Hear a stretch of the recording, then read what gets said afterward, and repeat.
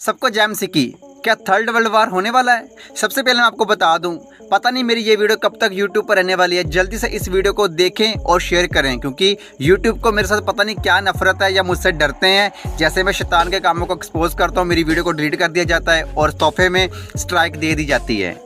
तो जल्दी से इस वीडियो को देखें और वीडियो को शेयर करें। तो आज की वीडियो में हम बात करेंगे इजराइल और फ़लस्तीन की वॉर के बारे में।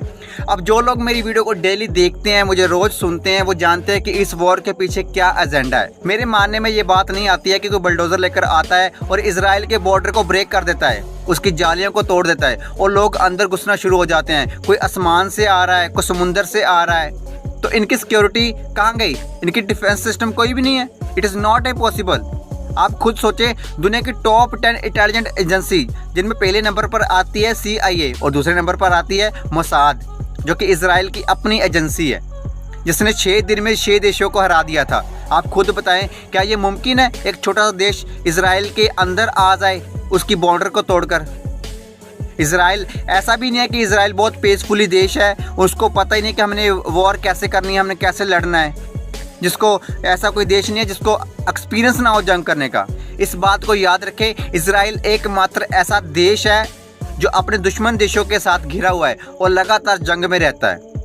हर साल फ़लस्तीन और इजराइल की फाइट होती रहती है और ये बहुत ज़्यादा अलर्ट रहते हैं। तो एकदम से इजराइल की इंटेलिजेंस एजेंसी गायब हो जाती है, बॉर्डर से फोर्स गायब हो जाती है, इनके पास फाइट की कोई इंफॉर्मेशन तक नहीं होती और न्यूज़ क्या आती है कि इजराइल के सिविलियंस के ऊपर हमला हुआ है, जबकि ये बात गलत है। कभी भी कोई देश किसी देश पर हमला करता है तो वो उसकी सिविलियन पर हमला नहीं करता है, वो उसकी फोर्स पर हमला करता है, उसकी पुलिस पर, उसकी आर्मी पर हमला करता है, ताकि वो उस देश की पुलिस को, फोर्स को फेलियर साबित करे और उस पर कब्जा किया जा सके।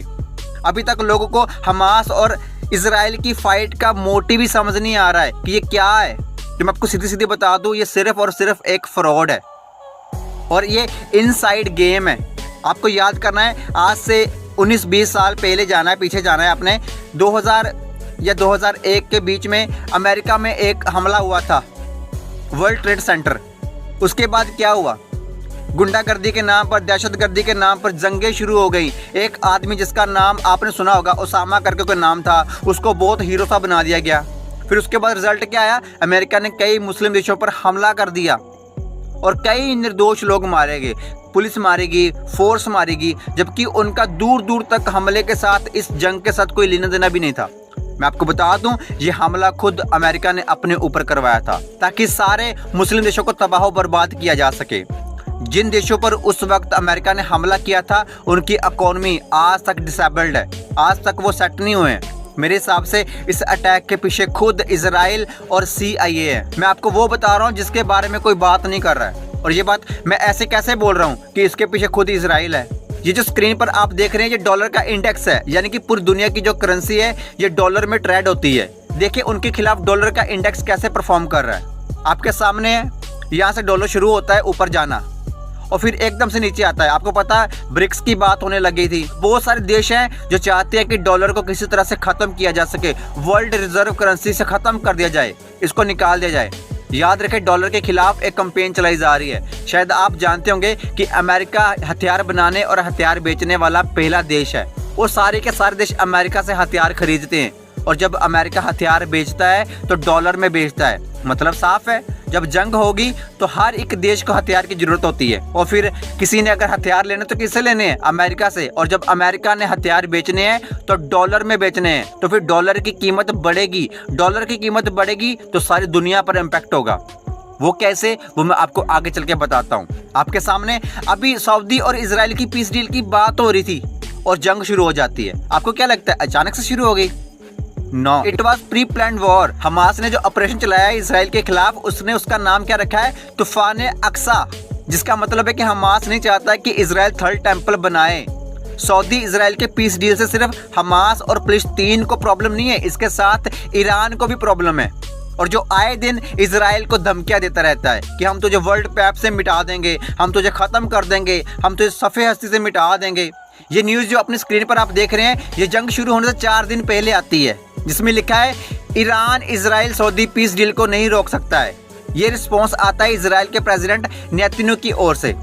और याद रखें, मैं आपको पहले भी बता चुका हूं और फिर से बता रहा हूं कि ये पीस डील 2025 तक साइन नहीं होने वाली है। ये जंग क्यों लगाई गई है? ये जंग ईरान और फलस्तीन को खत्म करने के लिए लगाई गई है, ताकि उसको साइड किया जा सके, क्योंकि ये दोनों नहीं चाहते हैं कि सऊदी और इजराइल की पीस डील साइन हो। और जब जंग होगी, फाइट होगी, तो आपने याद रखना है कि डॉलर का रेट बढ़ेगा। और अगर आप सोच रहे हैं कि इस जंग के साथ हमारा क्या लेना देना है, तो आपको याद रखना है कि जंग हमेशा महंगाई को लेकर आती है। डॉलर का रेट बढ़ेगा तो सारा कुछ महंगा होगा, और महंगाई फूड शॉर्टेज को लेकर आती है। अभी आपके पास वक्त है, अपना जो कुछ आपने अरेंज करना है जल्दी से अरेंज करें। यीशु मसीह बहुत जल्दी आ रहे हैं। यीशु मसीह के मुंह के निकली हर एक बात हमारी आंखों के सामने पूरी होती जा रही है। यीशु मसीह ने कहा कि मेरे आने से पहले कौम कौम पर चढ़ाई करेगी, देश देश के साथ लड़ेगा, और सेम वैसा ही होता जा रहा है।